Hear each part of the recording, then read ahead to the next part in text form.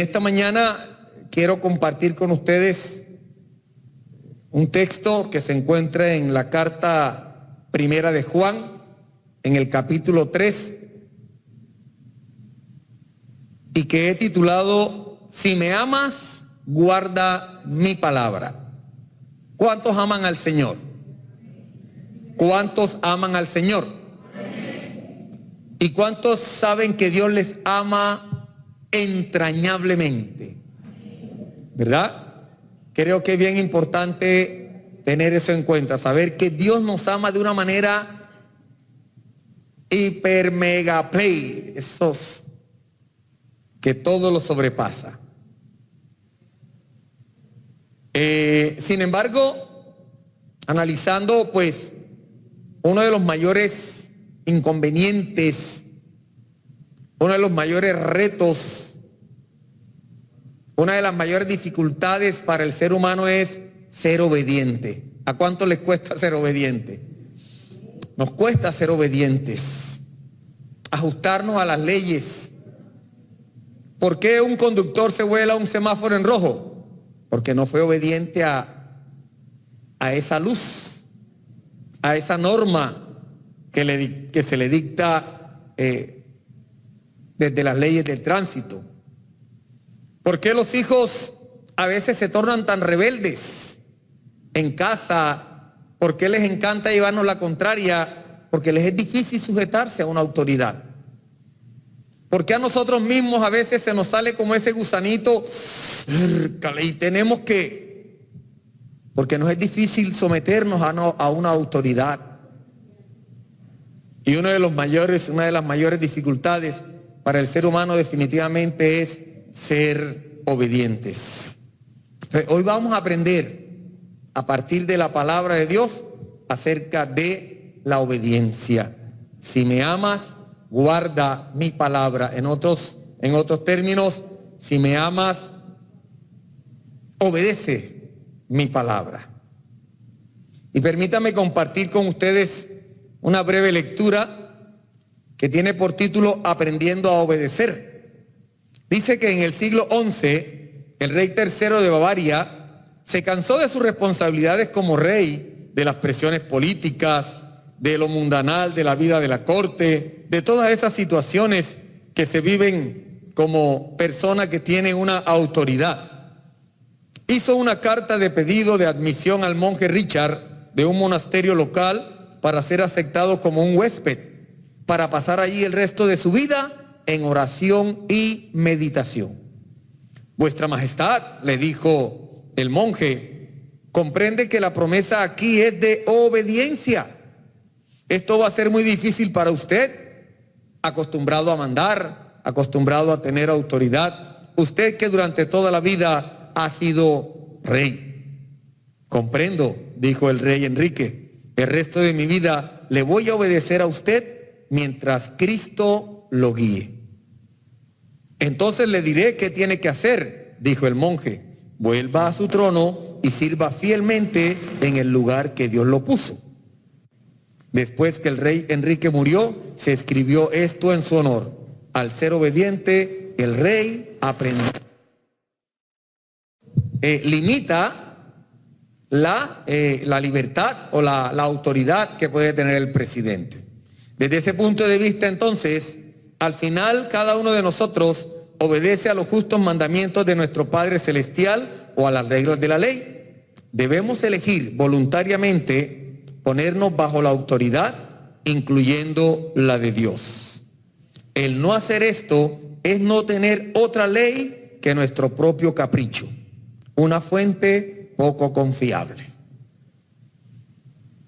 A partir de esto, entonces, vamos a la carta de Primera de Juan, capítulo 3, versos del 1 al 24, para entrar en la palabra de Dios. Dice el verso 1, mirad cuál amor nos ha dado el Padre para que seamos llamados hijos de Dios. Por esto el mundo no nos conoce porque no le conoció a Él.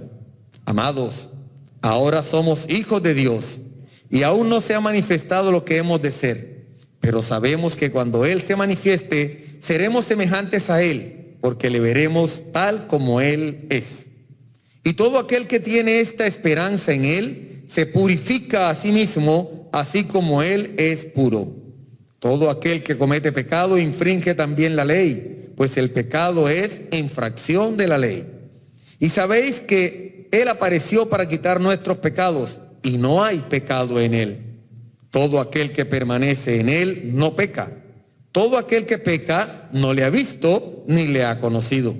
Hijitos, nadie os engañe. El que hace justicia es justo como Él es justo. El que practica el pecado es del diablo, porque el diablo peca desde el principio. Para esto apareció el Hijo de Dios, para deshacer las obras del diablo. Todo aquel que es nacido de Dios no practica el pecado, porque la simiente de Dios permanece en él y no puede pecar, porque es nacido de Dios. En esto se manifiesta a los hijos de Dios y los hijos del diablo. Todo aquel que no hace justicia y que no ama a su hermano no es de Dios.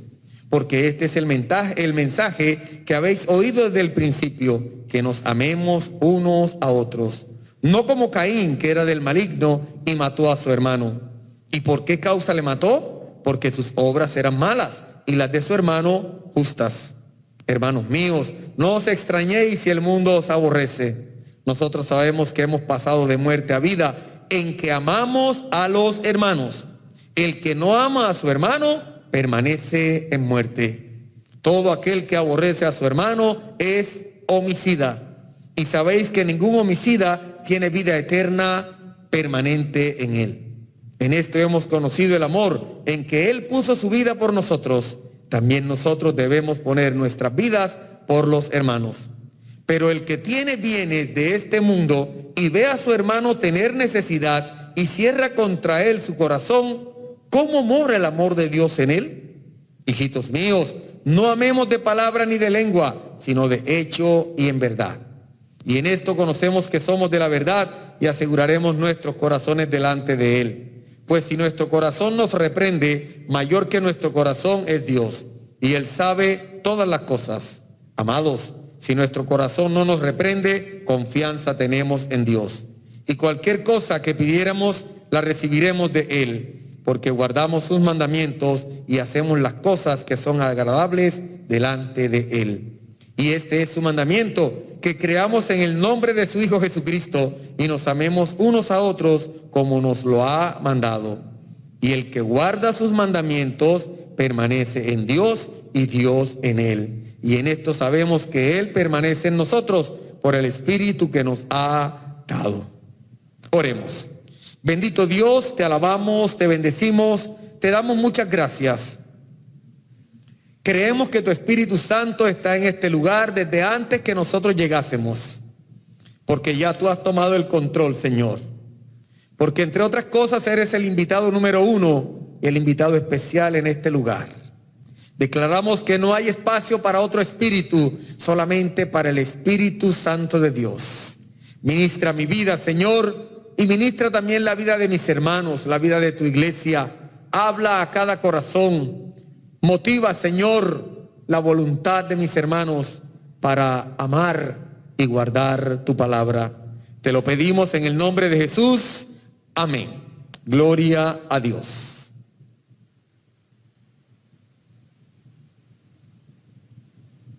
Hermanos, la carta de Primera de Juan está dividida en dos grandes partes. Capítulo 1 y 2, la primera parte, capítulo 3, 4 y 5 es la segunda parte. A partir de este capítulo entonces inicia la segunda parte de la carta que Juan escribe aproximadamente en el año 90 después de Cristo. Se considera que pudo ser escrita en Éfeso. ¿A quiénes escribe Juan? Escribe a todos los cristianos. Jóvenes, ancianos, hombres, mujeres. No escribe a una iglesia determinada. Escribe a una iglesia que se ha esparcido por toda Asia y que está conformada por tres tipos de personas. Primero, aquellos que ya nacieron en el cristianismo. Segundo, aquellos que se convirtieron del paganismo, y tercero, otros que vinieron del judaísmo. Pero hay una característica importante, y es que ninguno de estos nuevos convertidos conoció a Jesús, ni pudo conocer a los apóstoles. Porque entre otras cosas, el único que vive hasta este momento es Juan. Todos los demás ya han muerto. Y a partir de ahí entonces ese testimonio de Juan, que entre otras cosas después es deportado a Patmos, entonces cobra una importancia muy especial y tiene una autoridad, reviste de autoridad el testimonio de Juan. Miren lo que dice el capítulo 1, versos 1 y 2, para que empecemos a entender un poquito la forma como escribe Juan. Dice: lo que era desde el principio, lo que hemos oído, lo que hemos visto con nuestros ojos, lo que hemos contemplado y palparon nuestras manos tocante al verbo de vida, porque la vida fue manifestada y la hemos visto y testificamos y os anunciamos la vida eterna, la cual estaba con el Padre y se nos manifestó. Entonces Juan está dando a entender que él conoció de primera mano el mensaje del Señor y que lo tuvo frente a él, caminó con él y aprendió de él. Lo tocó, lo vio. Por eso en este momento cobra una importancia especial lo que Juan puede decir a la iglesia. Específicamente en este capítulo, el apóstol Juan afirma que el cristiano que es verdaderamente nacido de nuevo, es decir, aquel que ha nacido del Espíritu, es obediente a la palabra de Dios. Obediencia que lo conducirá a una comunión con Cristo. Y es importante entender esto porque más adelante vamos a ver una situación especial que se estaba viviendo en la iglesia. Y para entender mejor no solamente este primer capítulo o este tercer capítulo que vamos a estar estudiando, sino toda la carta de Juan, es necesario tener en cuenta algunas situaciones que se estaban presentando y que habían ido calando en la iglesia y que habían asumido algunos creyentes. Esas situaciones son las siguientes. Primero, había una proliferación y se habían introducido en la iglesia creencias gnósticas. ¿Ya? Ahora, ¿qué es el gnosticismo? El gnosticismo es una doctrina religiosa, esotérica y herética, es decir, que está en contra de la iglesia. ¿Y en qué se manifiesta esa herejía? Que primero declaran que Jesús no es Dios. Eso lo vamos a ver en el segundo punto de una forma más específica. En todo caso, el gnosticismo, que se desarrolla en los primeros siglos de nuestra era, prometía a sus seguidores poseer un conocimiento intuitivo, es decir, algunos privilegiados como que recibían una revelación especial que los colocaba por encima de los demás. Ese conocimiento misterioso y secreto de las cosas divinas que los conduciría a la salvación y a una comunión perfecta con Dios. Ese era el primer gran error que existía en ese momento.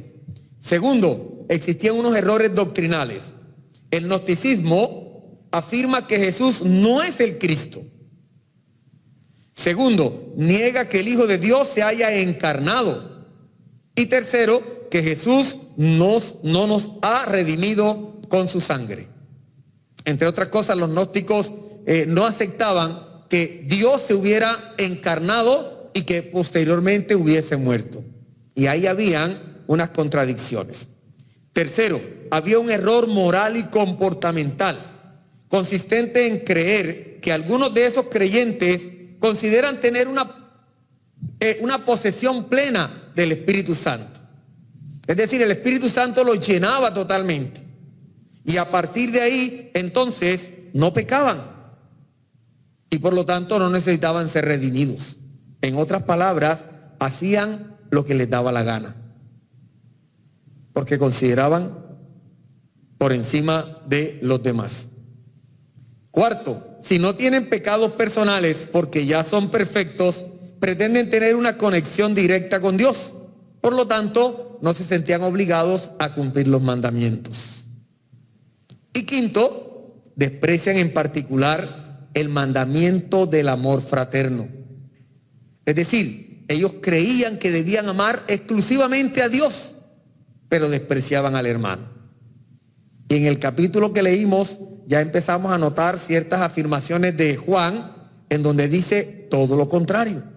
Por eso vamos a detenernos a mirar 5 motivos para ser obedientes al mensaje que Dios nos da en su palabra. 5 motivos. El primero de ellos, el maravilloso amor de Dios, que está en el verso 1. El verso 1 nos transmite ese mensaje. El maravilloso amor de Dios, verso 1, que de alguna forma también podría leerse la primera parte. Mira qué amor tan singular o extraño nos ha dado el Padre. Mira qué amor tan grande, mira qué amor tan sobrenatural nos ha dado el Padre, que nos ha amado cuando nosotros no éramos nadie, cuando nadie daba un peso por nosotros, cuando estábamos totalmente extraviados en nuestros delitos y pecados, cuando éramos enemigos de Dios, cuando éramos culpables y merecíamos ser condenados. Cuando entonces nosotros comprendemos ese amor especial de Dios, debemos obedecer la palabra. Estamos llamados a obedecer cuando entendemos ese amor tan maravilloso, tan precioso, tan sobrenatural que nos tiene Dios. Desafortunadamente el mundo está incapacitado para entender ese amor de Dios. Por eso el mundo no le conoció. Y por eso nosotros corremos el riesgo de ser rechazados, de que no se nos entienda, de que no se nos acepte. ¿Por qué? Porque Dios nos ha dado la capacidad de amar. Cuando nosotros entendemos el amor de Dios, entonces estamos llamados a amar de esa misma manera. Y coloquemos el ejemplo sencillo: cuando en un barrio por ahí cualquiera capturan a un ladrón, ¿qué es lo primero que hacen? Y si están los mototaxistas, lo cascan, le dan casco. Vea, entonces, acérquese usted como creyente y diga: ay, pero ¿por qué hacen eso con esa persona? Y a ti también te pueden dar. Porque esta sociedad está incapacitada para amar, porque no han comprendido el amor de Dios, ¿verdad? Y por eso todas esas actitudes que asumen cuando cualquiera de estas situaciones se presentan. Ahora, ese amor nos debe llevar a desarrollar ciertas actitudes como la paciencia, la tolerancia, la sumisión, el perdón, entre otros. Dejar de ser egoístas. Yo pensaba, a mí antes sí me disgustaba cuando alguien me metía la mano en la comida. Aún los hijos míos. Y yo pensaba, oye, pero si ellos tienen su comida, ¿por qué tienen que venir a coger de la mía? Pero el amor me llevó a entender eso. Y hoy en día cualquiera de mis hijos me coge la tajadita y parte el pedacito de queso y se lo come. ¿Por qué? Porque hay amor. Eso es lo que nos debe llevar el amor. A eso nos debe llamar el amor. Entonces, esa es la primera razón por la cual debemos ser obedientes a la palabra de Dios. El maravilloso amor de Dios. El segundo punto, el regreso prometido de Cristo. Cristo se fue y prometió que volvería por segunda vez. Versos 2 y 3 nos hablan de este segundo aspecto.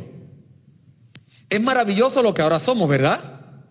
¿Cómo éramos o quiénes éramos hace un tiempo determinado antes de conocer al Señor? ¿Quiénes somos ahora?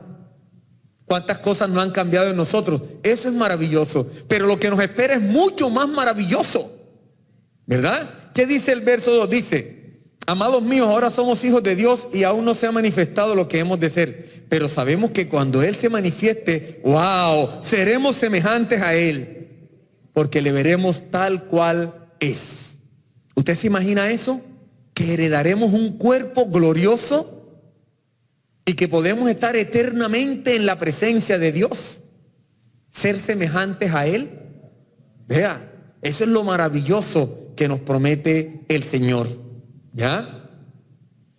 Por lo tanto, el creyente que verdaderamente espera la venida de Cristo obedece su palabra y acepta que tiene que ser justo. El verso 3 nos habla de eso. Y todo aquel que tiene esta esperanza en Él se purifica a sí mismo, así como Él es puro. Por lo tanto, para poder llegar a esa presencia gloriosa, para poder llegar a ese estado de purificación y de gloria en Dios, debemos purificarnos. Por eso debemos entender, hermanos, que muchas veces las pruebas son para eso, para purificarnos, para que estemos más cerquita de Dios. Juan nos llama la atención sobre dos aspectos. Primero, somos hijos de Dios para ser semejantes a Él. Y creo que no podemos ambicionar algo tan grande como eso. Creo que como cristianos, lo que mejor debemos ambicionar es eso. Y segundo, somos hijos de Dios para volver al Padre. ¿Qué tanto pensamos en eso realmente? ¿Qué tan conscientes somos de ese fin último y trascendente al cual nos ha llamado Dios? Volver al Padre, vivir eternamente en Él y con Él. Desafortunadamente, hermanos, a veces la vida, los afanes, los problemas nos hacen olvidar esa promesa que Dios nos ha dado. Por lo tanto, vivir en la esperanza plena de que algún día estaremos eternamente con Él, en el cielo, adorándole. Amén. Y ese es el proceso por el que debemos estar permanentemente atravesando, viviendo hacia eso. Ese es el segundo motivo, el regreso prometido de Cristo. El tercer motivo, la muerte de Cristo en la cruz. La muerte de Cristo en la cruz, los versos del 4 al 8. Y dice que Juan nos da varias razones por las que Cristo fue manifestado. La primera de esas razones es para revelar al Padre y permitirnos tener comunión con Él. Eso lo encontramos en el capítulo 1 de esta carta, versos 2 y 4. Revelar al Padre y permitirnos tener comunión con Él. Segunda razón, para quitar nuestros pecados. Versos 4 y 5 del capítulo que estamos estudiando en esta mañana. Dice que Él vino ¿a qué? A quitar nuestros pecados. La tercera razón, para anular o deshacer la obra del diablo. El verso 8 específicamente dice, el que practica el pecado es del diablo, porque el diablo peca desde el principio. Para eso apareció el Hijo de Dios, para deshacer las obras del diablo. Y la cuarta razón, para mostrar el amor de Dios y otorgarnos esa vida eterna. Desde esas cuatro razones, entonces, hermanos, ¿por qué debemos luchar contra el pecado? Porque el pecado nos aparta de Dios, ¿verdad? Y si estamos en búsqueda de esa vida eterna, de esa gloria eterna, debemos huir del pecado. ¿Qué llevó a Cristo a la cruz? ¿Qué llevó a Cristo a la cruz? El pecado. Por lo tanto, el cristiano está llamado a aborrecer, a detestar el pecado.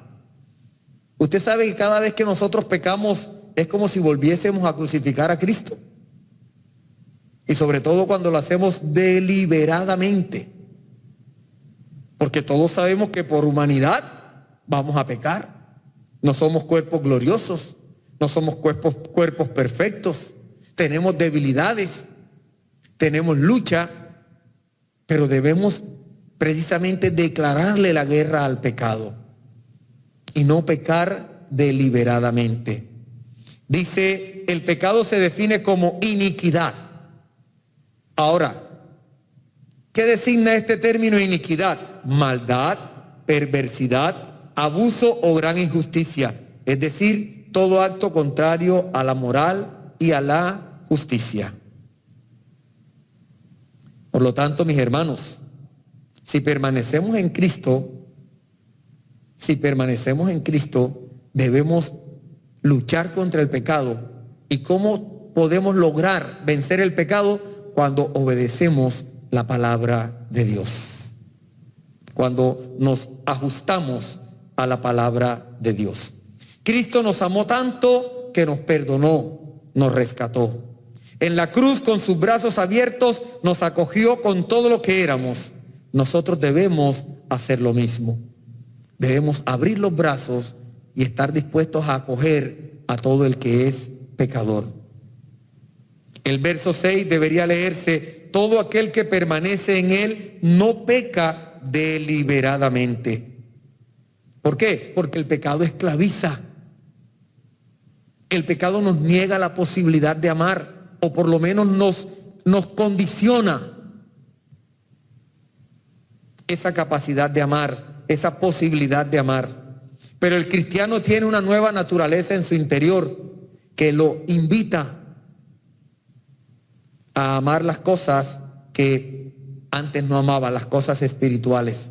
Y también dejamos de ser esclavos de Satanás, porque Cristo con su muerte en la cruz nos liberó. Por lo tanto, guardar el mandamiento del amor es el distintivo del cristiano. Estamos llamados a amar, y amar significa obedecer la palabra de Dios. Juan divide el mundo en dos grandes grupos: los que aman y los que no aman. Los que aman entonces luchan en contra del pecado. Los que aman huyen del pecado. Los que aman son conscientes que aunque pequen, porque tienen una naturaleza frágil y humana, están en constante lucha contra el pecado. Y los que no aman, entonces son los que se inventan las guerras, son los que se inventan todos aquellos actos que atentan contra el hermano, contra el ser humano, contra aquel que también fue creado a imagen y semejanza de Dios. Amén. El cuarto punto que tenemos que tener en cuenta para obedecer la palabra de Dios: la naturaleza interior que poseemos. Poseemos una naturaleza interior, y eso está en los versos del 9 al 18. Al inicio del capítulo 3, o decíamos que desde el capítulo 3 hasta el capítulo 5, se inicia la segunda parte de esta carta. Y al inicio del capítulo 3, precisamente el título del capítulo es Hijos de Dios. Y si somos hijos de Dios, quiere decir que hay una nueva naturaleza en nosotros. Segunda de Corintios 5:17, que dice: las cosas viejas pasaron y todas son hechas nuevas. Es decir, que hay una nueva naturaleza en nosotros. No quiere decir que Dios arranque la naturaleza pecaminosa. No, sino que implanta una nueva naturaleza. Y esa nueva naturaleza, ¿a qué nos llama? A desear las cosas espirituales, por las que antes ni nos preocupábamos. Es como una semillita que Cristo siembra en nosotros y que va creciendo y debe dar frutos. Esa semillita se implanta y empieza entonces esa lucha entre las dos naturalezas que poseemos: la naturaleza nueva que nos dio el Padre y la vieja naturaleza, el viejo hombre que debe morir cada día, lo decíamos ahorita, menguar. ¿Para qué? Para que crezca Cristo en nosotros. Yo recuerdo que en alguna ocasión a ustedes acá en una enseñanza les dije que cuando empecé a tratar a mi esposa con ese carácter tan fuerte que tenía, yo coloqué algunos asteriscos en ciertos lugares de mi casa. Y cada vez que yo veía ese asterisco, me recordaba que yo tenía que morir un poquito para que ella se motivara a partir de Dios, del tratamiento de Dios, a cambiar. ¿Verdad? Y si algo ha logrado Dios o el Espíritu en la vida de mi esposa, es moldear ese carácter. Pero tenemos todos que morir un poquito Esa naturaleza debe ir muriendo, esa naturaleza humana, esa naturaleza pecaminosa. ¿Para qué? Para que la nueva naturaleza vaya dando frutos. ¿Cómo está esa semilla? ¿Qué frutos está dando en tu vida? ¿Qué tanto luchas todavía entre esas dos naturalezas? ¿Sabes? Dios nos conoce tanto que no desconoce nuestras luchas. Dios sabe cuánto te ha costado vencer eso. Dios sabe cuánto has luchado. Y Dios sabe aún cuántas lágrimas has derramado. Pero sigue adelante, que esa nueva naturaleza que está en ti te va a ayudar. Y con la fuerza del Espíritu lo vamos a lograr. Amén. Porque ese es el llamado que se nos hace, a desarrollar esa nueva naturaleza que Dios ha implantado en nosotros. Y tanto así que Juan coloca como ejemplo a Caín y a Abel. ¿Por qué termina Caín matando a Abel? Porque las obras de Abel fueron, ¿qué? Justas. Fíjese que no dice buenas. Fueron justas. Pero ¿cómo era Caín? ¿Cómo dice? Dice, ¿dónde está? En el 12. No como Caín, que era del maligno y mató a su hermano. ¿Y por qué causa le mató? Porque sus obras eran, ¿qué? Malas. Y no quiere decir que Caín presentó una ofrenda mala delante de Dios, no. Pero no la presentó de corazón. Se dejó dominar por otros sentimientos, por otras emociones. Y yo me imagino a Caín diciendo, ahora tenés que coger el aguacate más bonito, es más grande, es más bacano, para presentárselo a Dios, cuando eso debería comérmelo yo en una buena ensalada con tomate, con cebolla, así bien. En cambio a Abel no le dolió escoger el mejor cordero. Es falso que Dios aceptó la de Abel porque era pastor. No, eso es falso. Igual hubiese aceptado la de Caín si hubiese nacido de corazón. Pero Caín fue egoísta.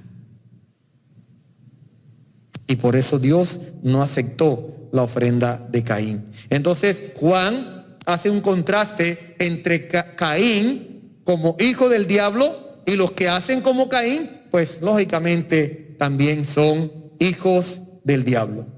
En contraposición con Abel.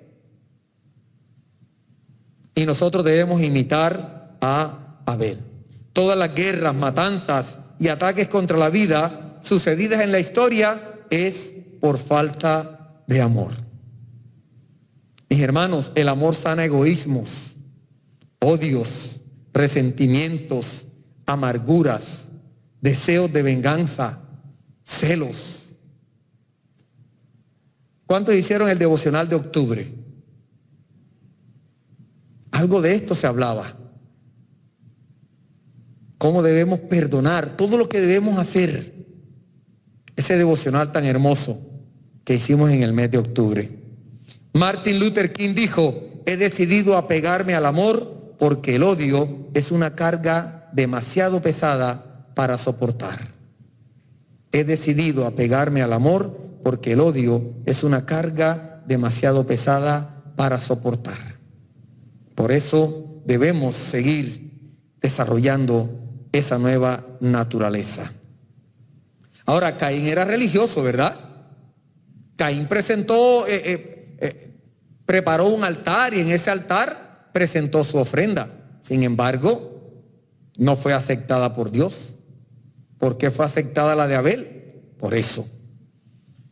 Ese amor y esa entrega, resultado de la nueva naturaleza que ha sido implantada en nosotros, debe reflejarse en acogida, aceptación, dedicación, paciencia y en todo lo que podamos ayudar a otros. Dice aquí el verso 17, que me llamó poderosamente la atención. Pero el que tiene bienes de este mundo y ve a su hermano tener necesidad y cierra contra él su corazón, ¿cómo dice que mora el amor de Dios en él? Hermano, si Dios a ti te ha bendecido con bienes económicos, es para que tú vivas bien, pero para que bendigas a otras personas. Anoche que hablaba con mi hermano sobre esto, él me decía, mira, yo dudo de aquella persona que es cristiana y vive opulentamente. Porque si lo hacen los mundanos, el creador de Microsoft, ¿qué hizo con su riqueza? Creo que las 2/3 partes de su riqueza la donó. Y es un mundano. Y todavía le quedó para tirar plata para arriba. Y no quiere decir que usted como cristiano no esté llamado a vivir bien. No esté llamado a tener un buen carro, a tener una buena casa, a tener comodidades. Mi hermano, pero acuérdate de aquel que tiene necesidades, de aquel que padece. Y muy probablemente si miras a tu derecha o a tu izquierda, adelante o atrás, vas a encontrar a alguien al cual puedes ayudar porque tiene necesidades. E incluso podemos ir un poquito más allá de las necesidades materiales y físicas. Estamos llamados a orar por nuestros hermanos. Estamos llamados a estar pendientes de todas las necesidades que tienen nuestros hermanos, ¿verdad? Entonces, esa es otra forma de ejercitar, de desarrollar esa nueva naturaleza que Dios nos ha dado, que Dios ha colocado en nosotros. Y el quinto aspecto,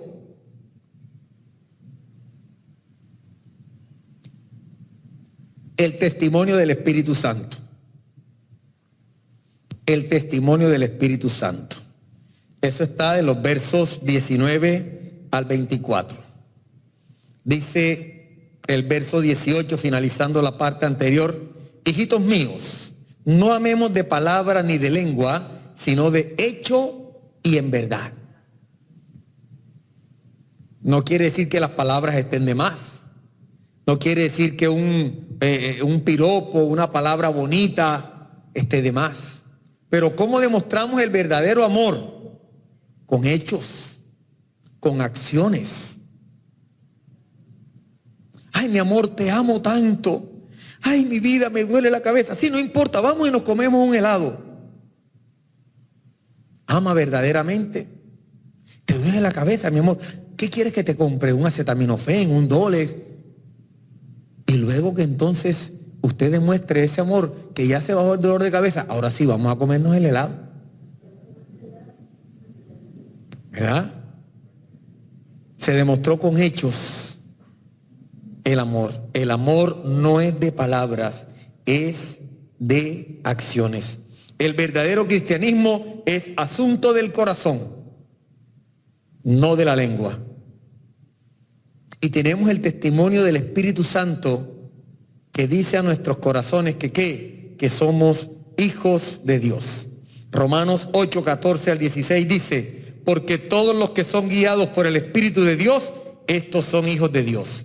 Pues no habéis recibido el espíritu de esclavitud para estar otra vez en temor, sino que habéis recibido el espíritu de adopción por el cual clamamos: Abba, Padre. El Espíritu mismo da testimonio a nuestro espíritu de que somos hijos de Dios. Por lo tanto, ese punto anterior de la nueva naturaleza va ligado estrechamente a el testimonio del Espíritu. ¿Y qué nos debe decir el Espíritu? Que somos hijos de Dios. Y como tal debemos sentirnos hijos de Dios.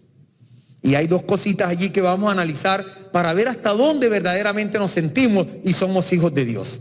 El verso 19 nos incentiva a cultivar esa confianza en Dios, esa seguridad. El verso 19 que dice: y en eso conocemos que somos de la verdad y aseguraremos nuestros corazones delante de Él. Somos hijos de Dios cuando estamos en la verdad. ¿Y cómo incentivamos esa confianza en Dios? Amando como Dios amó. Amando con sinceridad a nuestros hermanos. Yo pensaba y analizaba, a veces llegamos a la iglesia y de pronto es el problema de las iglesias cuando empiezan a hacerse grandes. porque es más difícil mantener la relación entre los hermanos. Pero creo que todos de una u otra forma, de alguna manera, tenemos ciertos grupos con los cuales interactuamos más dentro de la iglesia. Y creo que a partir de allí entonces debemos empezar a demostrar ese amor. ¿Ya? El Espíritu Santo nos debe llevar a eso. Solo el cristiano nacido de nuevo ama incluso a un total desconocido cuando sabemos que es cristiano. Pero creo que ese amar no debe limitarse solamente a los que hemos creído en el Señor. Debe extenderse a todo ser humano que esté sobre esta tierra. Y anoche que compartía con mi cuñada y con mi hermano, me decía, no te imaginas lo que yo luché en estos días cuando llegué aquí al negocio y encontré a un tipo allí tirado al frente, en medio de todo el pasillo, el andén. Eran como las 11 de la mañana, bajo ese sol. No sé si estaba drogado, no sé si estaba borracho, pero entra uno en ese, ¿qué hago? Lo levanto, como ellos tienen un negocio de venta de comidas, le brindo algo, ¿qué hago? Pero no podemos ser indiferentes a la necesidad del otro, a ese que es un ser humano, a ese que también fue creado por Dios a su imagen y semejanza. Y a eso nos llama el Espíritu. Y ahí entonces viene el papel que juega la conciencia en nuestras vidas. Y desafortunadamente a veces la conciencia nos juzga. ¿Por qué? Porque no hemos amado como Dios nos manda. Un martes yo salí de aquí. Un martes en la noche yo salí de aquí y atravesé por aquí para ir a coger una moto de aquel lado. Y cruzando hacia donde está la Olímpica Nueva, dos chicas que estaban tiraditas allí sentadas sobre un sardinel, me dijeron, Señor, venga acá. Señor, por favor. Perdónenme, mis hermanos, ¿qué pensé yo enseguida? Son venezolanas y me van a pedir plata. Y seguí caminando y mi conciencia me empezó a remorder. Que cuando me detuve allá sobre casi la clínica Blas de Lezo, me tuve que regresar a ver qué querían esas niñas, porque pensé, ¿y si de pronto es hambre que tienen? No han comido en todo el día. Y me remordió mucho más la conciencia. ¿Sabe por qué? Porque no las encontré. Ya se habían ido. Esa es la conciencia. Cuando la conciencia está tranquila, tú oras a Dios confiadamente, seguramente. Pero cuando nuestra conciencia no está tranquila, ahí viene el problema. ¿Cómo le oramos a Dios si sabemos que tenemos algo contra alguien? La misma palabra de Dios nos enseña que si llevas tu ofrenda ante el altar y estando allí te acuerdas que tienes algo contra tu hermano, ¿qué debo hacer? Devolverme y ponerme a paz con mi hermano y entonces sí, después traer nuestra ofrenda. No vamos a dejar de ofrendar ahora por eso. Todavía tienes tiempo allá de pedirle perdón a Dios, ponerte en paz con Dios, sanar tu conciencia y ofrendar. Pero eso debe ser una búsqueda permanente, mis hermanos. Yo con esta sociedad con la que está, y a veces en medio de las escaseces que todos vivimos, porque yo creo que de pronto la gran mayoría de los que estamos aquí no tenemos como que esa cantidad de plata en el bolsillo que nos haga cosquilla y decir, coge. Pero uno ve tanta necesidad que yo me he dado la tarea de todos los días hacer algo bueno por alguien. A veces en el colegio, profe, no tiene un minutico que me regale. Y ya me salió el mensaje, sus minutos se están acabando, recargue. Coge el minuto. Y así. Y ahí vamos, mis hermanos. Ahí vamos, en esa lucha permanente. A partir de lo anterior, el verso 21 nos promete que el cristiano con un corazón seguro en Dios puede orar confiadamente. Lo mismo, o no sucede lo mismo, cuando nuestra conciencia nos juzga, nos acusa de algo que hemos hecho y que a Dios no le agrada. Para Juan, los dos pecados más grandes son no guardar la palabra de Dios y no amar. Por eso la fe y el amor van de la mano. En el verso 23 nos dice eso. Si confiamos en Dios, nos amamos unos a otros y procuramos agradar al Padre. El Espíritu Santo que habita en nosotros anhela la unidad de todos los creyentes en una maravillosa comunión de amor. Cristo dijo que sean uno, como tú y yo, Padre, somos uno.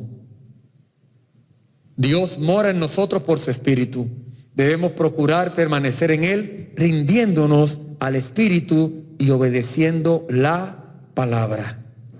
Las personas que dicen haber nacido de Dios, pero que continuamente desobedecen la palabra, sobre todo si lo hacen de manera deliberada y reiterada y que no tienen el deseo de agradarle, deben autoexaminarse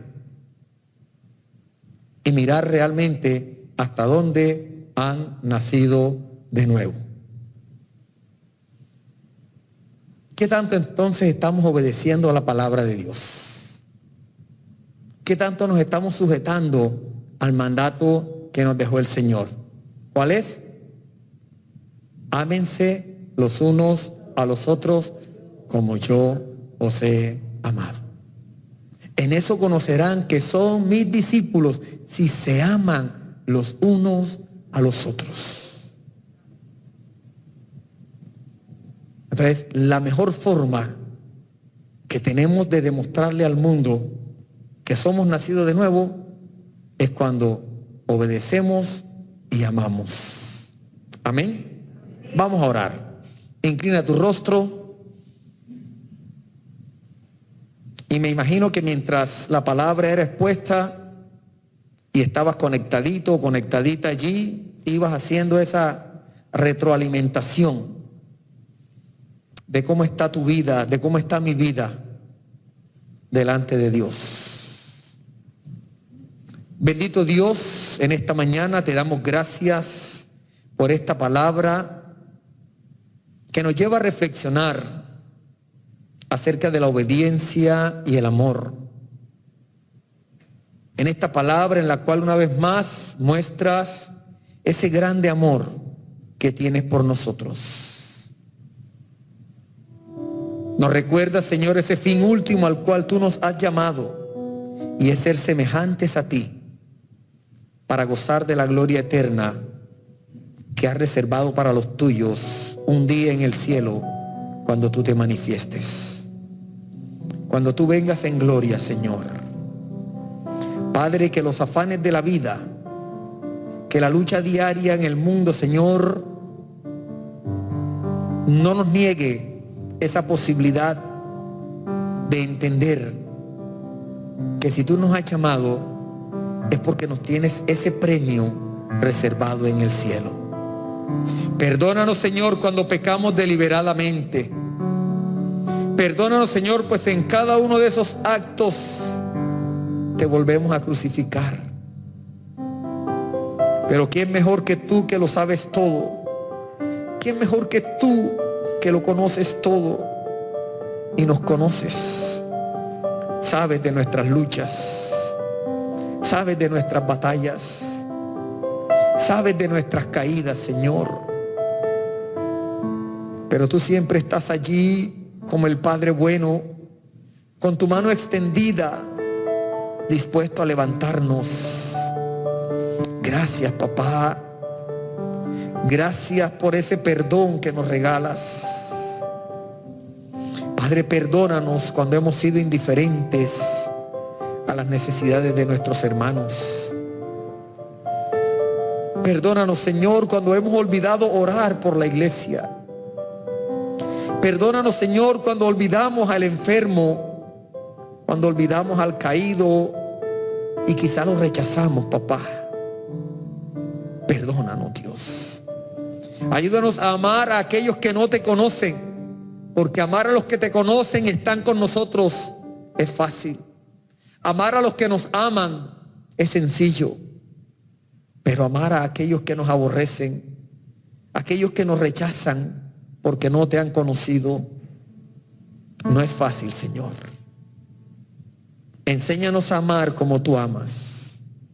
Que nuestras acciones, que nuestras palabras, que nuestros pensamientos y sentimientos sean reflejo de ese amor que has sembrado en nosotros cuando nos hiciste nuevas criaturas.